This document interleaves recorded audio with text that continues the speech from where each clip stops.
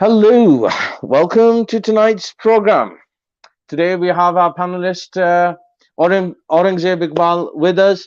Aurangzeb, thank you for joining us tonight. My absolute pleasure, Murad.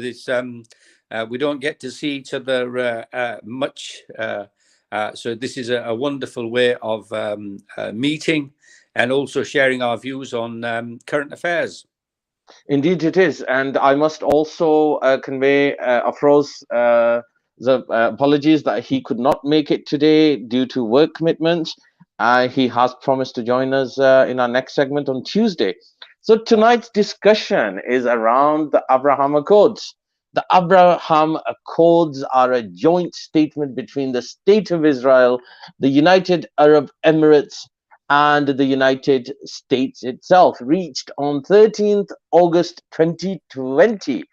Subsequently, the term was used to refer collectively to arrangements between Israel and the United Arab Emirates.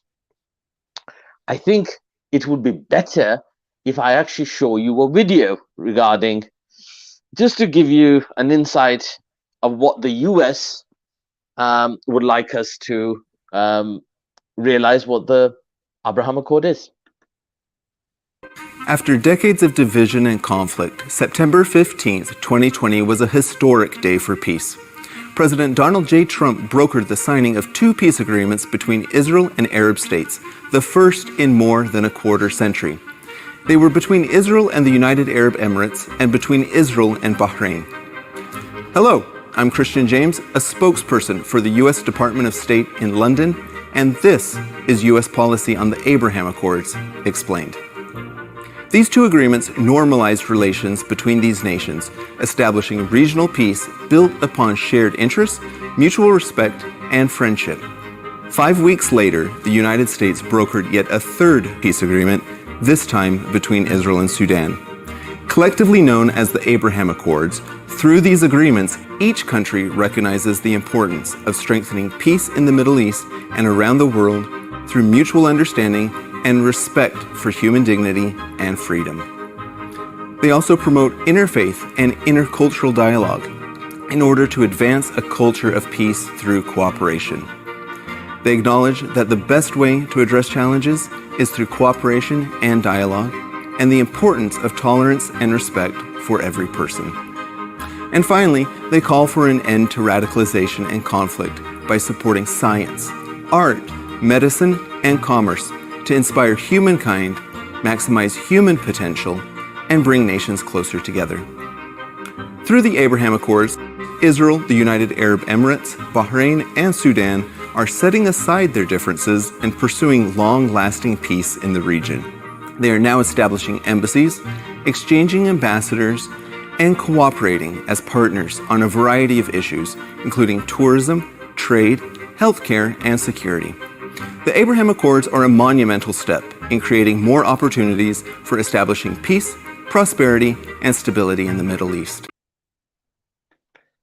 Well, there you have it. This is what the US would like us to know about the Abraham Accord. It has been 2 years. So we're going to have a quick discussion, a quick look at what the Abraham Accord has done or has achieved. But before I begin, because this is titled Abraham Accord, meaning the Abrahamic religions, the Christians, the Muslims, and the Jews, there is another video I would like to share with yourselves, and that is of the Palestinian Christians.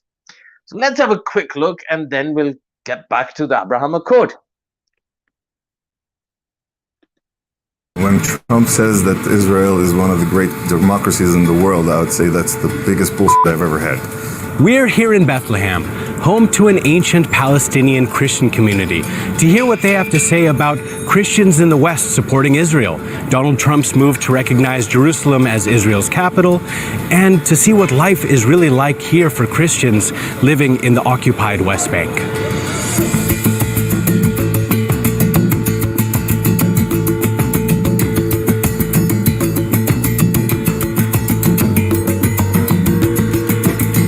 I always try to tell my child that we don't hate Israelis, but we hate what they are doing to us.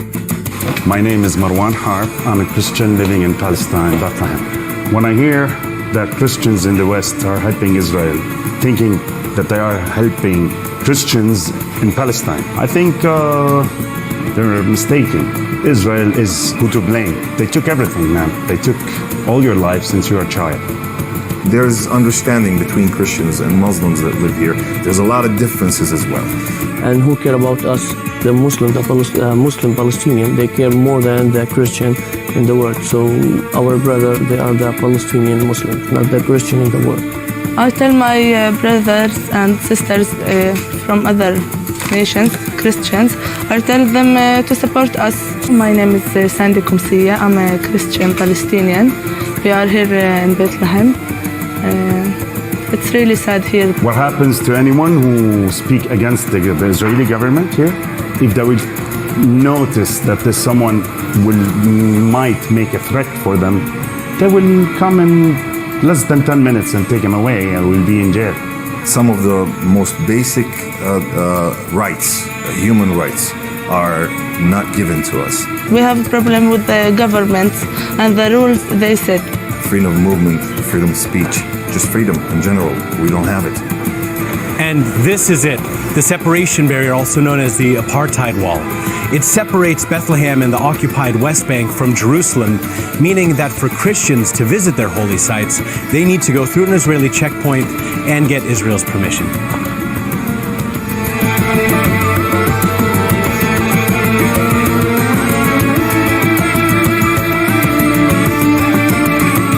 Basically, you're not allowed to breathe unless you take their permission. They control how much water we get. So we get the water like 1 day in the month. So this is a big problem. No one know about that and no one care about that. What I think of the U.S. recognizing Israel, Jerusalem, that the capital of Israel. هذا غلط كبير. ترامب ما له حق يعطي إسرائيل دولة. They can claim it the capital of China if they want. Doesn't make any difference to us. لأنه القدس عاصمة فلسطين. We want peace, of course we want peace, but we want balanced peace and fair peace. Well, there you have it. That was the plight of our Christian Palestinian brothers. So just that we have a picture of what's happening to all the religions, and there was another video of our Jewish Palestinian brothers. But I would like to come to you, Aurangzeb, having seen those videos, having seen the Abraham Accord, what it brings, the prosperity, the opportunity for peace. But in all of that, the Palestinians are absent altogether. What do you say? That is an absolute tragedy. And the phrase is often used that people sell their souls to the devil. And that is apt in this case. UAE, Sudan, Bahrain, none of them have made it a condition of the easing of the plight of the Palestinians. When you think about Israel, you automatically think about the Palestinians, and not a day goes by, not a day has gone by in the last 74 years that the Palestinians have not been ethnically cleansed, killed en masse, and lies upon lies are being told by the Zionists, helped by the Zionist-leaning media, helped by American taxpayers' dollars in their billions, the military aid Israel gets. And we know that Biden, the current president of America, is on record as saying that had there not been Israel, we would have to create it. And that's the importance there is to America and the West to ensure the free flowing of oil from the Middle East to Europe. Well, less so now in America because it's self-sufficient, but it wasn't in days gone by. So this was almost some having a doorman at the nightclub, etc. So this was the security. This was the thug hired help in the Middle East to ensure the Middle Eastern countries were kept in continual turmoil, and every now and again, Americans wouldn't have to come themselves. They would just by proxy use the Israelis to do their dirty work, and they've been doing that ever so well. And it's very, very unfortunate that the leaders of many Muslim countries are mere puppets of America, puppets of the West, and they do their bidding. And it's taken some 70 years now since the West, as somebody has stood up to the West, which is in this case Russia, with what's happening with Ukraine. And we've seen what America and the West and the Allies did to Iraq, what they've done to Afghanistan, Syria, Libya, and so on and so forth. But they've been picking on low-hanging fruits, and because the economies of America and Europe are war-based economies, selling huge billions worth of arms, and they have to create a market, and that's what they've been doing. But in this case, when it comes to Putin, there was an open challenge by Putin that if anyone dare set foot in Ukraine, I will take care of them. And we've seen that America, despite being a superpower, and Europeans and so on and so forth, hasn't dared to step into Ukraine. But you know, the sad thing is, we all talk about, we all pray after our Salah that the Ummah is united, the Ummah becomes united. And unfortunately, as long as we remain pieces of jigsaw, we will be open to this kind of sheer abuse. But it's very, very sad that Abraham Accords makes no mention whatsoever of the plight of the Palestinians and their suffering, as we can clearly continue. I mean, Aurangzeb, I mean, within this Abraham Accord, the two relevant parties within this are missing: the Palestinians themselves and also the Iranians. I mean, they have a stake. So if you look at what is happening in Palestine. No, if you look at Abraham Accords, the whole raison d'etre behind all this was to form a coalition against Iran. That's the real reason. Nothing to do with the Palestinians. Naftali Bennett has made it clear that for Palestinians to seek a state is a pipe dream. It's not going to happen. It's not going to happen. Yeah. America isn't going to allow it to happen. Europeans ain't going to allow it to happen. And Israel definitely not going to allow it to happen.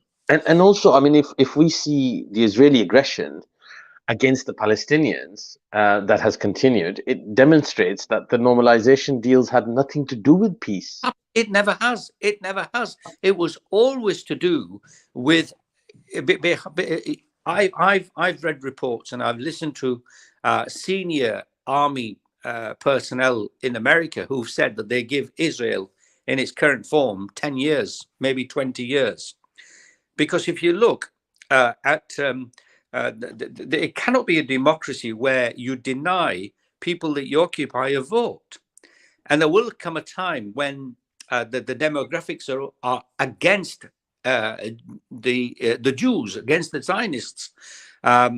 So as the demographics change, and where you have even a semblance of democracy, just as we now have in the coalition, you've got the Palestinian or Arab MPs or members of the Knesset. Those demographics are going to change, and as a democratic state, it's going to have to allow those people in if they get voted in. So slowly but surely, there will come a time when it will tip against the Jews, and people foresee that is happening in the next 10, maybe 20 years. And one of the reasons that Trump and the Trump administration and the Zionists of Israel have done this is they always work in looking at the future, crystal ball, and thinking if that scenario happens, we need to have assurances. These are insurance policies. These insurance policies with Bahrain, with UAE, with Sudan, with Morocco, all those countries, that when that time comes, you will not do to us what was done by the Spanish in 1492, or what Hitler did in the 1930s and 40s. That will not happen to us. So this is nothing more or less more than an insurance policy for the next 10, 20 years, as the demographics change, as they will, and the world, because of the social media. I mean, look, we're conducting this program, which, you know, maybe 10, 20 years ago would have been absolutely unheard of. And now we see daily images coming out of the atrocities being committed against the Palestinians day in, day out. And these are absolutely blatant. I mean, one of the infamous ones that become an Israeli proverb is when Yaakov, the Israeli, the Jewish convict from Brooklyn, went and made homeless a 3-generational family. And simply on camera knew it was being filmed. And they said, well, if I don't steal it, somebody else is going to steal it. But what happened? Nothing happened to it. Nothing happened. It's amazing. This became viral. It was seen all around the world. And that just about summed up the daylight robbery by these Zionists. It's amazing. It's amazing. But I think it's an interesting... Sorry, I'll let you finish. But had it not been on camera, the Zionists would have threatened to take people to court for defamation. But these are instances where another despicable act, and there's many, but a 16-year-old girl, which she had her back to an IDF soldier, and he just shot her in the spine, paralyzing her for life, just for the hell of it, even though he knew it was on camera, he's being filmed. And you know, these points that you've raised, and I know you have talked about it. I would like you to share with us that when you have kind of commented on these videos that are there, the recordings, what kind of reaction have you had? I mean, the accusations that have been placed that you've been anti. I commented. I used to comment in the Times newspaper. I've been called a terrorist. I've been called a convicted fraudster. And when I complained, I was the one that was permanently banned, not them. I was told to go back into my medieval cage. So when I ran the Times and I said, how are you allowing these kind of comments in? And that day, they stopped all the comments. They said, Mr. Iqbal, this is so this should not be happening to you. And then happened again the following day. And what did they do? They banned me instead of them, because the guidelines say that if enough people complain about an individual, they have to remove that individual. Wow. So if I'm complaining against the Zionists, or if I'm complaining against the Hindutva, if say, for instance, 10 Hindutva group together and say, you know what, we're going to complain to the Times newspaper and have Aurangzeb removed, that's all they have to do. 10 of them write them saying, we don't like this guy. And the guidelines say if there's enough complaints, we have to remove him or her. So if this was the other way around, and if we complained, would they still take it down? I can't seem to believe that. You'd have to, but the sad thing is, Zumura, I challenge you to look at any of the newspapers, the newspapers that really matter, you know, the Washington Post, New York Times, London Times, and others, and you will hardly ever see any Muslim commenting. And I find it really, really sad. And if you look at we proudly call ourselves Muslims, and we're looking forward to the holy month of Ramadan, in which the Quran was revealed. But what was the very first verse that was revealed? Was the word read. Read in the name of thy Lord and Cherisher, who created man out of a mere congealed clot of blood. Read that thy Lord is most bountiful. He who taught the use of the pen taught man that which he knew not. So the very first revelation is talking about reading, writing, and understanding. We do not read, we do not write, and we do not understand. So how can we complain to Allah subhanahu wa ta'ala if we don't put in the effort? Absolutely. It's an excellent point that you make. Just the mention of Ramadan, and I have seen a pattern for the last few years that when we enter into Ramadan, and particularly towards the end Ashra of Ramadan, there is always something that is triggered against the Palestinians. What do you think? Could we expect the same come the third Ashra of Ramadan? It's not in the last 10 days. It's 365 days of the year. It never stops. It never stops. It kind of intensifies what they do to the oppressed Palestinians. And thank you for correcting me there. This has been going on for more than 70 years, 365 days non-stop. But I have seen that come towards the end of Ramadan, it seems to be, I don't know whether there's a message they want to deliver, that they want to agitate the Muslims, and it doesn't seem to have the effect on the rest of the Muslim world. But the poor Palestinians seem to, their suffering increases. I honestly believe that the Palestinians are the people of Jannah. Yeah. With single-handedly using rocks and anything else they can, and still go out and demonstrate, knowing well they may not come back to their loved ones. Yeah, and we see kids as young as 12 being shot in the head. We see, I mean, even last couple of days, we've seen 5 Palestinians being shot, killed, for no other reason than the fact that they're Palestinians. The Palestinians, absolutely. No, it's very easy, isn't it?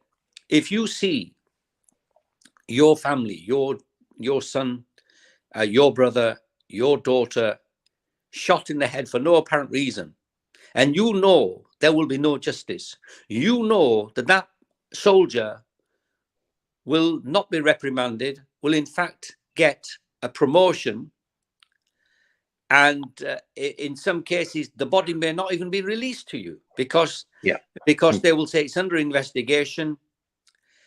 And you know, the one of the amazing one line that the West has come up with, America and Europe and everybody and the Israelis, is when you say it is under investigation, the book is closed. You can't ask anything because I cannot comment. It's Absolutely. under investigation. But when any Muslim countries do something, are they allowed to say it's under investigation? No, I mean they're guilty. They're guilty we before. Want sorting out now, and we want the full file. We want this. We want everything. But insofar as the West is concerned, as the Zionists are concerned, all the magic words are, it is under investigation. And this that's an amazing point that you raise. This was a suspected terrorist. Until our investigation is over, we cannot comment. And they know that the heat will be off after a week or two or whatever, and it's thrown in the long grass, and that's it. Now, you tell me, you're a Palestinian, your brother, your sister, your mother, your father has been shot in the head, and you know that they were laughing at you and at the deceased when they shot them. And they swore at you, swore at the deceased, knowing full well it's all on camera, and they're saying, so what? You've got it on camera, show it to the world. We don't care. Nothing's going to happen to us. We'll do the same to you. Now, and then you sort of say to yourself, what have I to live for? And you know, the other thing is, in the Quran, Allah subhanahu wa ta'ala tells us that we have to sue for peace at the first opportunity. War is the absolute, utter last thing, because the saving of a life is akin to saving of the whole of mankind. And taking of a life is akin to the taking of the whole of mankind. So you've got to be very, very, very careful whose life you take and under what circumstances. So you have to be absolutely sure. But there again, Allah subhanahu wa ta'ala says, tumult and oppression are worse than slaughter.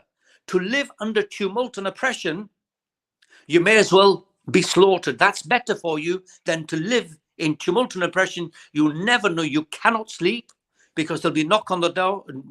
Somebody will barge into the house. You may be in a state of undress. Your children are asleep. They have hysterical. The children have post-traumatic stress disorder. All those. Yeah. Is it really worth it? So these young people then think, well, you know, I've nothing to lose, as we saw with the Palestinian in Tel Aviv who killed five Israelis because he was openly with a gun going in, knowing full well that he was going to get shot dead. But he feels he's been pushed to such an extent. Now compare that. If he was a Ukrainian, what would the reaction of the Americans and Europeans be? Absolutely. I mean the Ukrainian, yeah, I mean the Ukrainian soldier who gave his life and I think destroyed one of the bridges, a suicide Yes. mission, and he was hailed as being a hero. That's Probably double standards, but you know, Zamur, you know, if you again look at the Quran, and we are told in Surah Al-Baqarah, you know, the people set a point for as a king, and the king that was chosen was somebody who was. They asked the prophet, and the prophet chose somebody who was very, very poor because of merit. And what we don't choose, and like we said the other day, unfortunately, we brought certain traditions with us from our homelands here, and even here we do not choose people on merit, but we choose them on brotherly system, on who can pay for more members and so on and so forth, not who can represent our best interests where it matters. And the other thing is, we tend to keep our politics within the four walls of our houses. We do look at the Zionists. They sit at every top table in the world. Every top table in the world, whether it's financial, political, educational, and we have a little pond, and we think that is the world and that's it, and we do not integrate with the host community and to sit on the table. And one of the examples I give is that if there were a group of, say, 10 people sitting around the table, they were going to decide something against the interests of Muslims. Even if I was not to say anything, the fact that I was sat on the table and they knew I was a Muslim, they would tone the rhetoric down. Absolutely. I think that's such an amazing point that you raised, and I think we have seen something similar happen within the Conservative Party. The Muslim politicians within the Conservative Party, I mean, they have been victimized, but for them being there, you think that that's on their mind. Going back to the Abraham Accord, this was going to be, and there was this tremendous pressure at this point with the UAE recognizing Israel, normalizing relations, building trade relations, and then there was an exchange of artists, musicians, and so forth. Saudi Arabia was to be the next country to accept Israel, and there was a great deal of pressure on Pakistan to also accept Israel. Thankfully for Pakistan, which may not remain the case for too long now, that Imran Khan came out and he said, definitely Pakistan is not accepting Israel. Has that kind of put brakes on Israel hoping to be accepted by all of the Middle Eastern countries?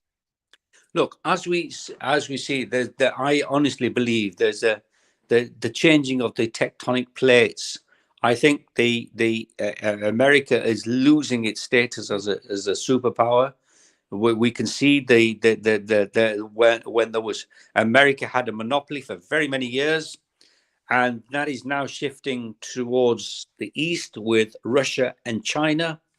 10, 15 years time, their GDP is going to exceed that of America. And the way things are unfolding with Russia, we can see there's a decline, a visible decline in the power of absolutely. I mean, I don't know if I'm going off topic here. There have been indicators now that MBS, Yes. what has made moves to kind of to be more independent in his policy, and kind of at least remaining neutral. And suddenly there have been attacks from the Yemen soil on Saudi Arabia. It's kind of almost a message to say, don't you dare. And in Pakistan now that we are seeing a regime change almost being enacted, and for example, if Imran Khan is removed from Pakistan, isn't that kind of a clear message, a big victory to say, don't you dare, you're vassal states and you do not have the right to choose your own policies?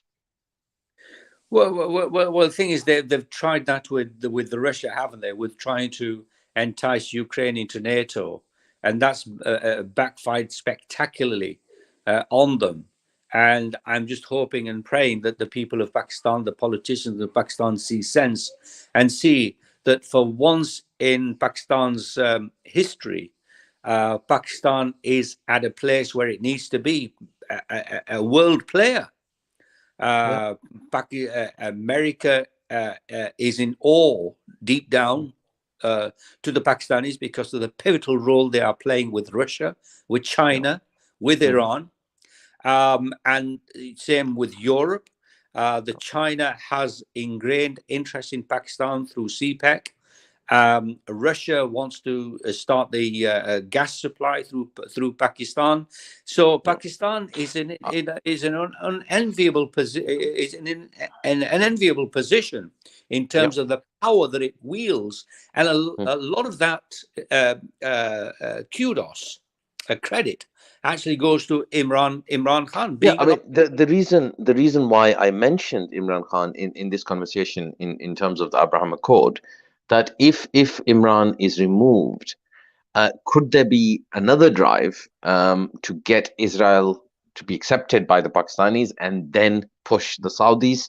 Because this, I think, the discussion was that if Pakistan was open to accepting Israel, it would make it easier for Saudi Arabia. But with Imran coming out and not leaving anything to doubt to say we are not accepting Israel whatsoever.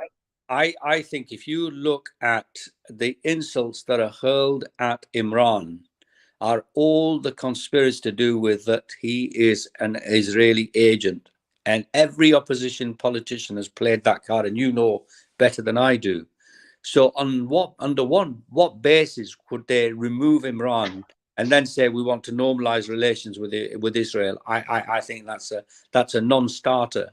They may behind the scenes do whatever deals they may do with America, but I think openly to say that they recognize and have normal normalization.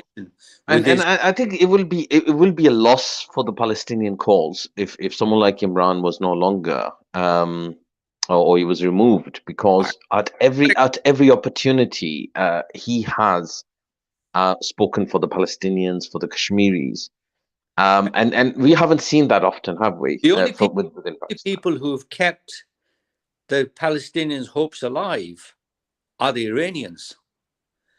And as we said at the beginning, the Abraham Accords are more to do with giving protection to Israel and forming an alliance against Iran.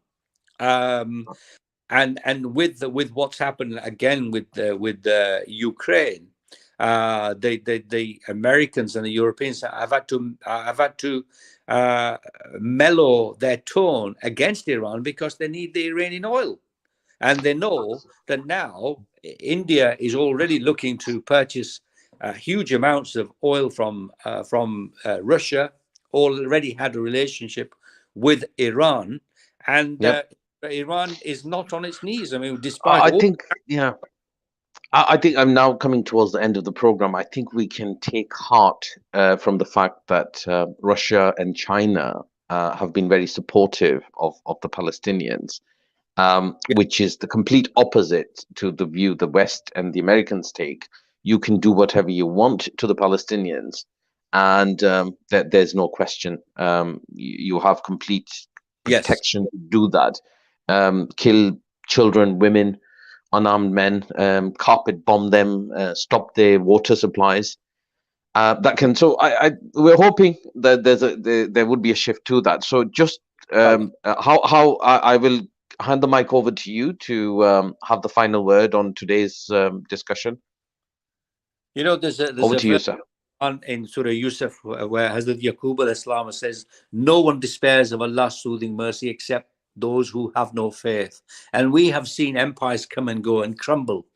And this too, inshallah, we can almost see it crumbling before our eyes. And inshallah, the Palestinians, inshallah, will be victorious. I've said before, they are, alhamdulillah, they are people of Jannah, in being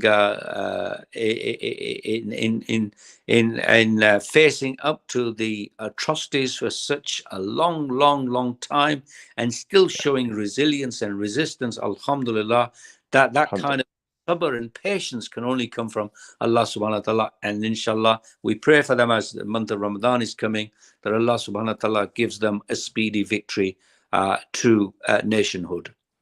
Well, thank you, Aurangzeb, again for giving us your precious time, and also may Allah reward you for all your efforts that you all the time and effort that you put in to keep the voice of the oppressed Palestinians and the Muslims around the world alive. And not only that, I mean, you speak up for anyone anywhere who is being oppressed.